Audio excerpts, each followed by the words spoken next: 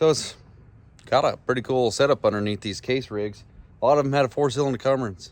Cummins. Some of them had turbo, some not. This one's actually got a P-pump and a turbo. We're thinking it might have slipped timing. Odd as it might be, it was sitting here idling and then it shut off and won't start back up again. It's getting fuel. They changed the lift pump, fuel filter. It's getting fuel. I primed it. We checked that, but it just chooching a little bit, not kicking over. It's acting like it wants to, but it ain't right there. So, just show you guys the symptoms we're dealing with.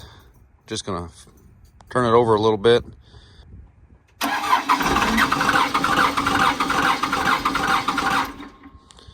Yep.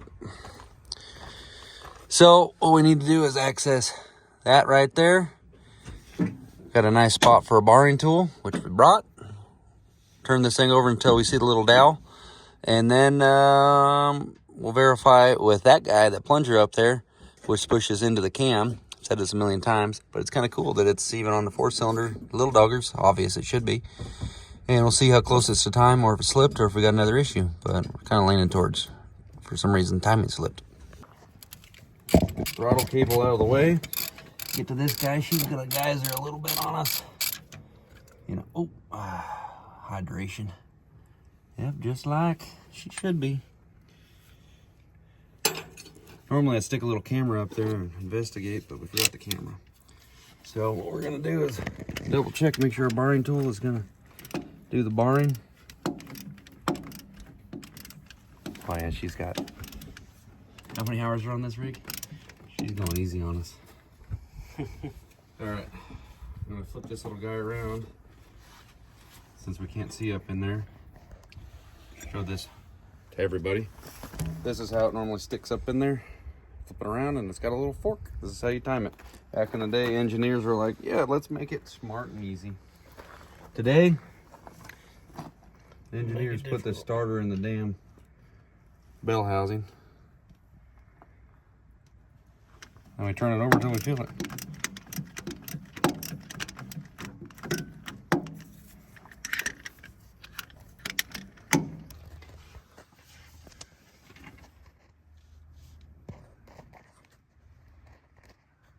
Looks like it, doesn't it?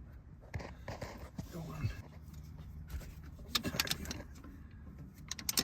Yeah, you see it leave? Yep.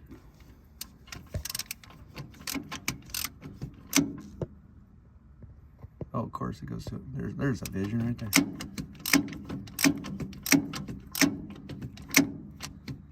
I think that's it, isn't it? What the hell are we looking at? Yeah. Well, let's see here. We had to crank it over quite a bit more in order to get anywhere, to get that one pinned down there. You see that one? So that one's pinned into the cam. Let's see if we got anything showing up now on this thing. Oh, what's that right there? Dude, it is dead nuts. Wow. Okay, now. We got other issues, I guess. Well, I'll be dang dipped. I don't know what in the world to think right now. We're going to have to investigate some other stuff. It's in time. Get that thing popped out of there. I'm going to get my mitts back here. Come on. Ah, you little sucker. How about I hook onto that nut right there and break that thing off out of that?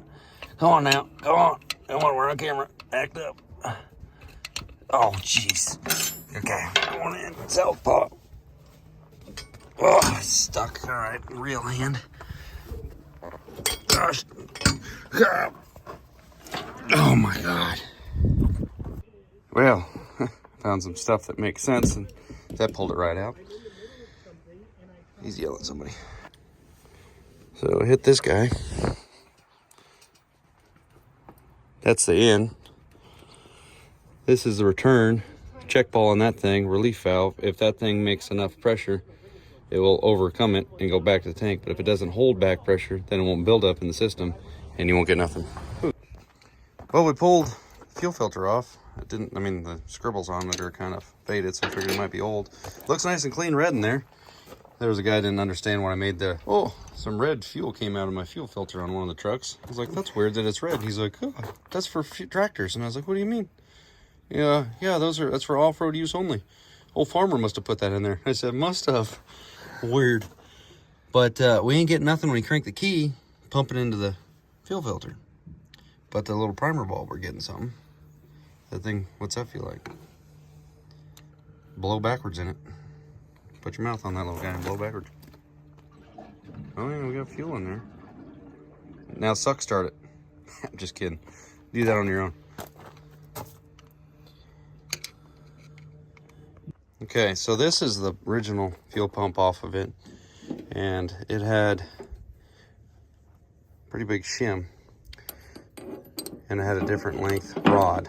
So we're not getting nothing out of the short rod. So we took the long rod out of the original pump. We're gonna put it in the other one, but the shim didn't quite fit. So he's over there modifying the bottom of this unit so that it'll slide on. But we ain't getting no fuel pump pressure. And that one feels okay-ish. That other one over there is definitely pumping by hand. When you push on where the cam goes, I checked the cam, it was fine.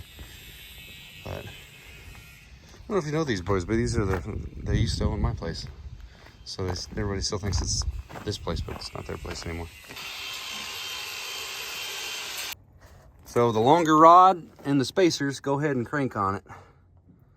I think we're talking now. I'll put that fuel filter on it and see. Might have to bleed the injector lines again. Crack this side and see what happens. Well, so far we are up creek without a paddle. We did, in fact, find out that the lift pump was doing nothing. It had the short rod on there, and they didn't put the spacer on it, so technically it should have been right there in the realm, but it wasn't pumping nothing when you're not cranking it. You saw that.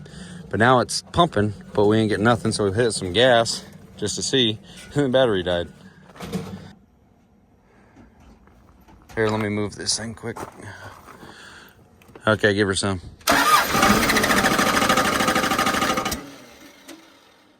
Man, it's really acting like it's out of time, but it ain't. Shoot. Alrighty, folks. We failed. We did not get that tractor running.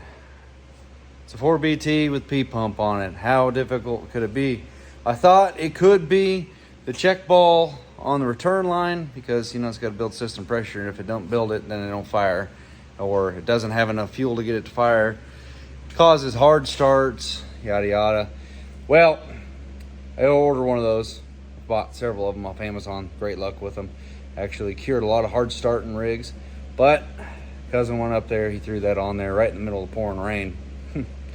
And still no start. So what I'm leaning towards is, it sounds far-fetched because the rig was running fine up until it just shut off while it was idling there. I'm thinking that something happened in the timing department and we're just not quite there, because it's acting like it wants to go, but it won't quite do it. And man, everything's key weighed, you know. The crank is key weighed, or the gear on the crank that goes up to the cam, they're all key weighed. So if one of those slips, then our timing could be different from what our cam to pump timing marks show. That's what I'm thinking. So comment below any suggestions you have, because the will it start, somebody called me out on one of my videos, because will it start videos are pretty good, but do you ever show it not starting? Yeah, that happens. Why not show it? It's the same thing. You might be stumped like we are, because there were several other issues they tried to, I don't know, fix the problem with, and I had to reverse diagnose that and find that they messed up a couple areas that we had to fix. But at the end of the day, she still ain't running. So comment below if you guys got any suggestions. I've never had an issue like that we got going on, unless we're going to pull apart the front of it and start checking the valves for the timing and checking timing marks, checking the crank, because I assume it's still got good compression. It wouldn't lose compression sitting at idle. I don't know, I'm just rambling. But I'm gonna head to the house, edit this for you guys. It's been a couple weeks since we were up there. It is just absolutely dumped down snow in town, and we actually got quite a bit down here at the house. Probably, all said and done, probably close to a foot at the house, which we never get snow here. So town got destroyed. Anyway, we'll see you guys.